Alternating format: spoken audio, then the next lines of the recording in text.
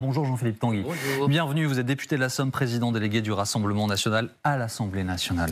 Monsieur Tanguy, Poutine ne cite pas l'État islamique. L'État islamique a revendiqué cette attaque à Moscou, terrible, 137 morts, plus de 180 blessés, 100 personnes encore hospitalisées.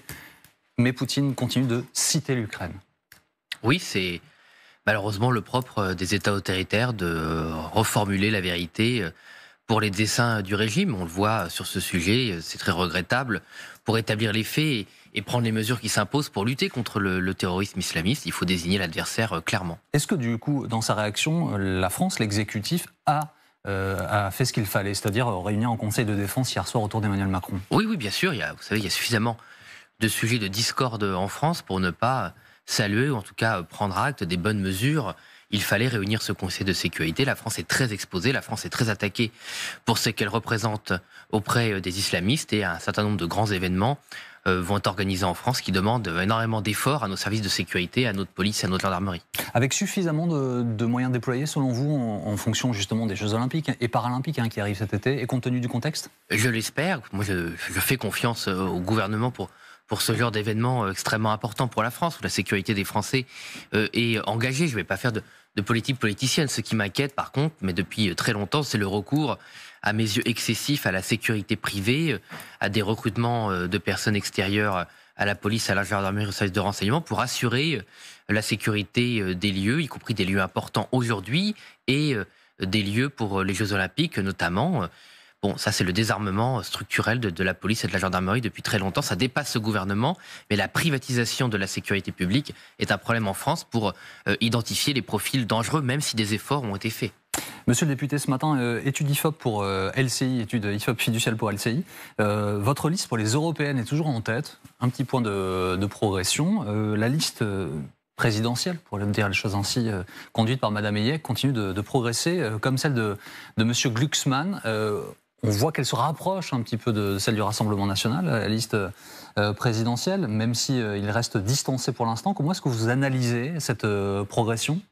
Écoutez, pour ce qui est du sondage lui-même, Jordan Bardella a 9 points d'avance, ça s'est jamais vu pour une élection. Mais est-ce que la tactique anti-RN du gouvernement commence à payer? Du tout. Écoutez, quand on est au pouvoir et qu'on a seulement 21% avec tous les moyens de l'État et un soutien large dans un certain nombre de médias éditorialistes, bon, je trouve que c'est un score très faible. Mais écoutez, ce ne sont que des sondages. Ce qui compte, c'est est-ce que les Français vont aller voter, évidemment. Nous le souhaitons. Moi, j'incite tous les Français à soutenir fortement la liste de Jordan Bardella pour affirmer l'Europe des peuples, pour défendre leur pouvoir d'achat, rétablir nos frontières, bref, remettre de la démocratie et de l'autorité dans l'ensemble des grands enjeux de notre continent. Les sondages, vous savez, il faut les prendre avec beaucoup de pincettes. Les sénateurs ont dit non au CETA. Absolument. Peut-être le texte viendra-t-il devant l'Assemblée nationale. Le Parti communiste, sur ce plateau incarné par Fabien Roussel, disait « Nous allons sans doute bénéficier de notre niche pour présenter ce texte également à l'Assemblée ». Ça veut dire que vous pourriez voter, vous aussi, avec les communistes, contre cet accord de libre-échange avec le Canada? Oui, non, mais on votera surtout pour les Français. Ça fait 9 ans presque que nous attendons que ce traité soit enfin ratifié ou pas par la représentation nationale. Il avait été passé à l'Assemblée nationale dans des conditions très pénibles d'ailleurs. Il est enfin passé au Sénat. Bon, les groupes sénatoriaux qui ont ce pouvoir, ce qui n'est pas le cas malheureusement encore du Rassemblement national, auraient pu se réveiller avant. Pour ce qui compte, c'est qu'on bloque ce traité de libre-échange comme l'ensemble des libre-échanges sauvages. Et spécifiquement sur celui-là, quelles sont les raisons qui vous font dire qu'il n'est pas bon? Parce que plusieurs choses. Première chose, c'est un traité qui a été négocié il y a maintenant plus de 10 ans dans des conditions du commerce international, de priorité et écologique, de défense du pouvoir d'achat qui ne sont pas du tout celles du monde et du monde occidental de 2024. On ne peut plus continuer avec des règles qui ont failli, qui ont montré leur échec. La France n'est pas bien défendue dans ce traité. Il y a un certain nombre de clauses qui sont très inquiétantes pour l'avenir, notamment l'ouverture de l'importation de viande bovine. Aujourd'hui, les quotas n'ont pas été réclamés et utilisés par le Canada. Ça ne veut pas dire qu'ils ne le soient pas plus tard. La pression. Vous savez combien de bœuf a été importé du Canada depuis 10 ans? Très peu, ça se compte en dizaines de tonnes. Oui, exactement, 52. En dizaines de tonnes, mais les quotas n'ont pas été aujourd'hui utilisés par le Canada. Ça ne veut pas dire qu'ils ne seront pas utilisés plus tard. Aujourd'hui, le Canada sait qu'il y a une pression politique pour ne pas voter ce texte en France et dans, je crois, 8 autres pays européens. Le jour où ce texte serait malheureusement voté, le Canada utiliserait ses quotas. Par ailleurs, les Français doivent savoir qu'en échange des exportations européennes. Nous importons de l'huile de schiste, des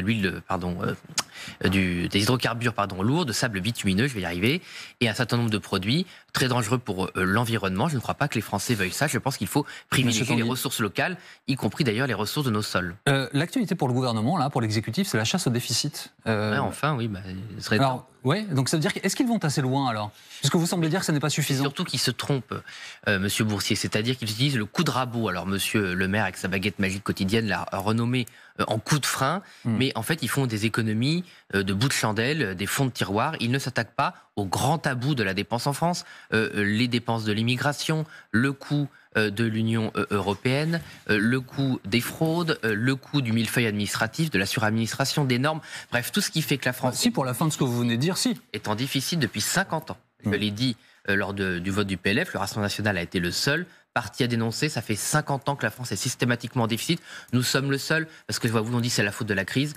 Tous les pays occidentaux ont affronté des crises, et la France est le seul pays qui a été 50 ans de suite, 50 années de suite, il faut quand même se rendre compte de ce que ça représente.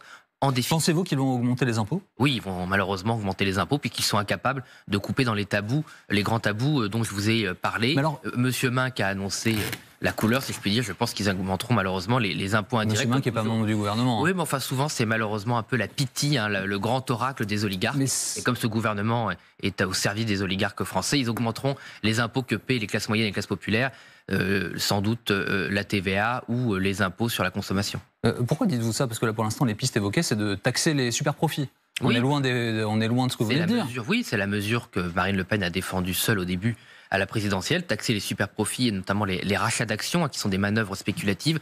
30 milliards d'euros pour l'année dernière pour le seul CAC 40, mais ils n'ont jamais choisi cela. Les taxes qui ont le plus augmenté avec M. Macron, je vous le rappelle, c'est les taxes sur le carburant et sur les énergies qui avaient amené aux Gilets jaunes. Les Gilets jaunes ont bloqué la hausse des taxes, mais ils n'ont pas supprimé la hausse des taxes de 2017 et 2017. Ça, c'est Marine Le Pen qui le demande. Si le gouvernement va sur la taxe des super profits, il pourra compter sur les voix du Rassemblement national. Oui, ça fait 2 ans que je propose avec la Commission Finances pour le groupe Rassemblement national des mesures très fortes sur la taxation des surprofits et des rachats d'actions. Tout le monde s'est aligné sur nous, y compris le MoDem. Bien peu nous en font grâce car ils sont très malhonnêtes, mais c'est nous qui avons proposé ces mesures. Vous citez le MoDem, encore un mot. Son président réélu ce week-end, M. Bayrou, comme Mme Braun-Pivet, présidente de l'Assemblée nationale, dans le week-end, évoque une dose de proportionnelle, réforme des institutions avec l'entrée d'une dose de proportionnelle au motif que cela serait plus représentatif. Enfin, surtout qu'ils l'ont promis il y a 2 mandats. Donc, s'ils le font, tant mieux. Les Français veulent cette proportionnelle. Nous sommes favorables plutôt à une proportionnelle intégrale. Il faut que tout le monde soit représenté. Là, dans le système qu'ils proposent, ce sera un peu particulier, puisque des Parisiens auraient le droit d'être représentés dans toute leur diversité, mais des habitants de la Somme, par exemple, mon département, n'auraient pas le droit d'être représentés dans toute leur diversité d'opinion. Donc, ça fait un régime en France à 2 pour les départements les plus peuplés. Voilà, exactement. Ce serait pour les départements les plus peuplés. Donc, ça exclurait quand même, je crois, de mémoire, 90 départements sur 100, ce qui me paraît particulier. Merci beaucoup Jean-Philippe Tanguy d'avoir été avec nous ce matin en direct sur LCI.